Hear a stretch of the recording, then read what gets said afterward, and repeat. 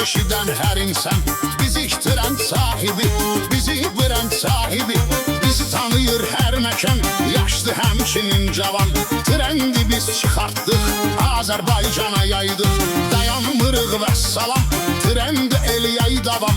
Faiqə var hörmətim, davam eləyir söhbətim, Faiq FM Rentakar bütün Bakıda populyar. Füzulili balasıdır, rentakarlar ağasıdır, bir rəqib çata bilmir, heç biri bata bilmir. Ünvanı gənclikdədir, ən qabaqda öndədir, bu başqa cür nədədir, sür yoxla gör nədədir. Sürüb yoxlayan bilər, efirdədir 102-lər, yan yana var maşınlar, ən canavar maşınlar. Bizim yekün vandadır, FM Rentakardadır, gələnlər hamı razı, qalan yoxdur narazı. Bəllidir əksəriyyətə, ticarətlə millətə, coşqunda qulluq eləyir, faiqlə dostluq eləyir. Onlarda təmiz ad var, beylə qanlı murad var, düz sözə düz dostudur, faiqin öz dostudur.